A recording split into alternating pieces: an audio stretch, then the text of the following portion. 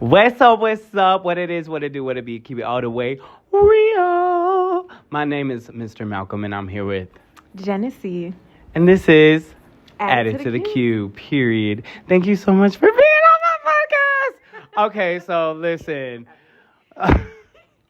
This is a redo because, like, honestly, when you first met me, I was first starting out. So I really just appreciate you just coming back and believing in the podcast. And we got to get your music out there. And I appreciate you. And thank you for having me back, okay? You could have said, you know what, girl, fuck you. But you didn't. So, I can cuss on here. Okay, I just... No, you're good. You're good. Okay, so of course, the show is called Added to the Queue. Mm-hmm. You have a big catalog of music, actually, more than most new artists. So, and I feel like you have a lot to say. So let's just talk about it. Let's just get into it. Let's unpack. So, all right. So, what song from your whole catalog of music are you adding to the queue?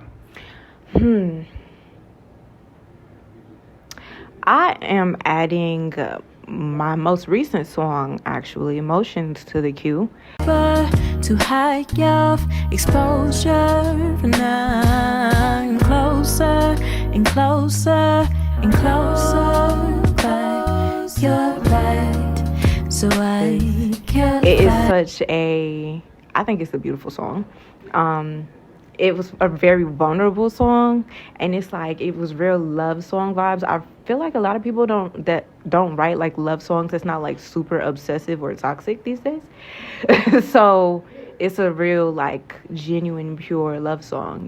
Like I don't even cuss on that song. I don't think at all. So I love that song, and I think I allowed my vocal range to be expressed a little deeper on that song too. I love it. I love the melodies on it. Hear my emotions.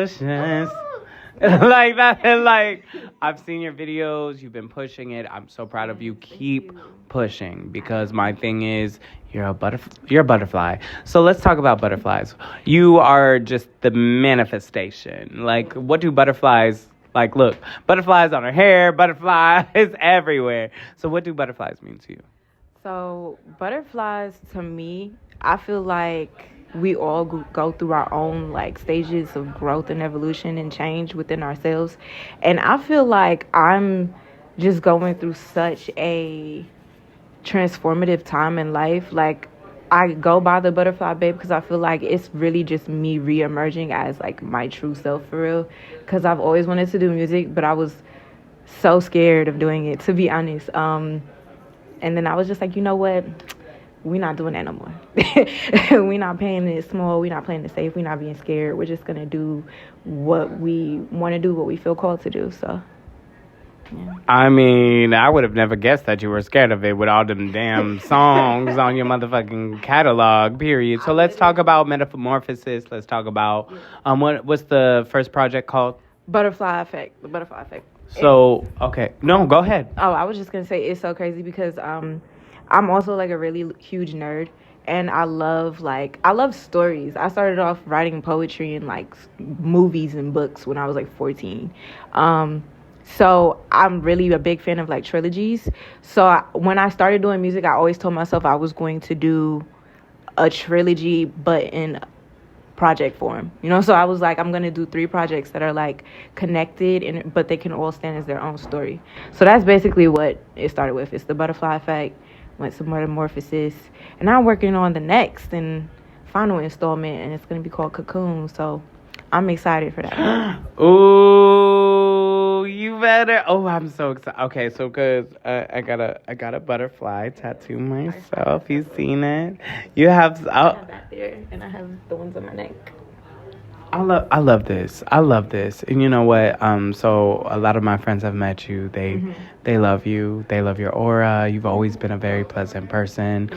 So let's talk about what song from. Let's talk about Butterfly Effect. Which one of those songs are you adding to the queue? I'm adding Wasting to the queue on Butterfly Effect. What's cool, 'cause you show me, babe. I've been wasting my time with you.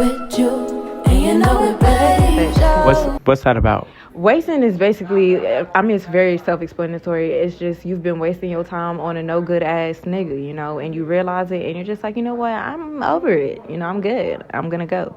But I would add wasting to the queue because it's just like, it was the first single I ever dropped, and I'm just like really proud of it. So, and I think it's still like one of my favorite songs to this day.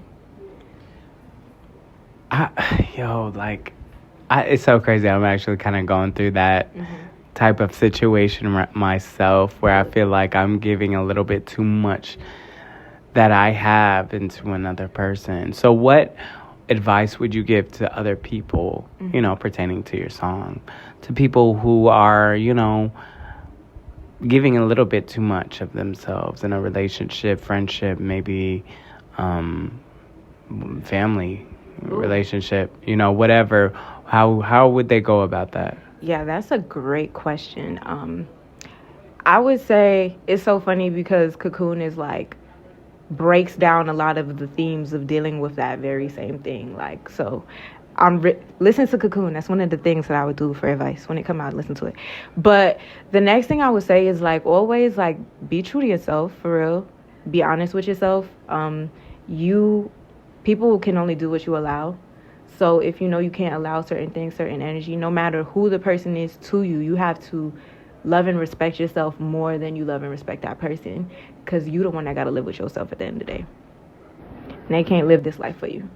So if it's taken away from your peace, from your sanity, you don't have to completely exit out. You don't got to cut somebody off cold turkey, but you definitely have to establish healthy boundaries for yourself so you don't keep allowing yourself in situations that are draining you, for real.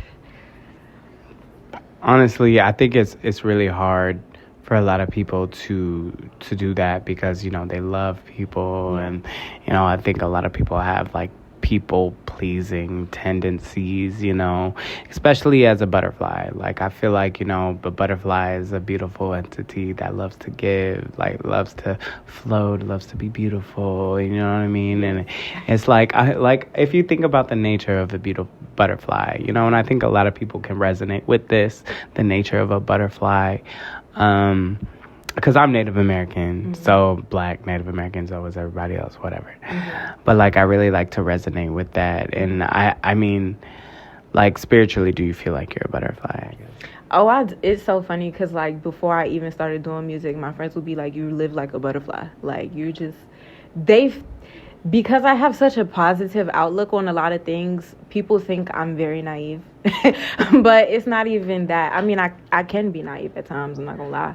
But it's not even that. It's just that I see everything for what it is, but I don't let that shit affect my inner world, for real. It's like I have emotions, I'll deal with it, but if it's not, like I said, if it's not destroying my peace, for real, like if it don't got nothing to do with me, I'm not going to let it impact me too heavily, because it's a waste of my energy. Like, you giving your power away, and I'm too powerful for that shit. So yeah, I just feel like I do have that kind of optimistic, bubbly outlook. Like, I'm naturally a bubbly, joyful person. I like to talk, I like to smile. And like, oddly enough, when I was 3 years old, I just found a picture the other day. I literally bawled crying when I seen this picture. Like, it was a picture of me in preschool, and I had an award for most giving. I've always been such a giving person. Like, so it's just, hey, like, I feel happy. I want you to feel happy too. But everybody don't see it that way, you know, and people go through real shit. I'm not trying to spew toxic positivity. Like, I'm not trying to do that, you know, honor your feelings. But, you know, a lot of shit don't matter as much as we make it matter at the same time, though. Toxic positivity. That's a bold statement. I've never heard of that word. Can you elaborate on that? I mean, toxic positivity is really just when someone tries to stay positive so much to the point that they kind of like ignore or don't hold space for other emotions. Have you seen Inside Out? Yes. Okay, it's kind of like how Joy was just like, no, Riley has to be happy all the time, and she wasn't fucking with sadness. She's like, why is sadness doing this? You so sad all the fucking time, girl. Think about some happy shit. It's like, but you see, like, you don't understand the value in sadness and how happiness can also come from your sadness and allowing yourself to feel sad. Like, you got to release those emotions. Otherwise, you're going to go crazy and shit. I mean. That was real, because that's honestly, I just now realized that with you just now saying that after I've watched that movie twice now, and I was like, why does she feel that way now? I understand. Yeah, it's just like I feel like our natural state is joy.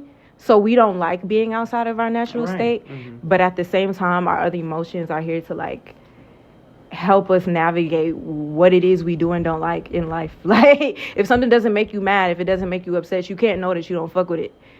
So I'm just gonna let y'all know, this is not the last you're gonna see of Jenne. Jenne is going to be back very, very much. She's gonna be back multiple times. We're going to have multiple compensations. Compensation is crazy.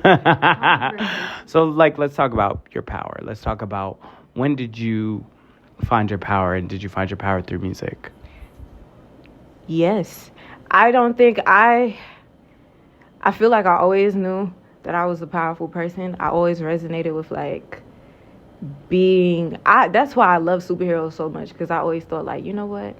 I'm a superhero.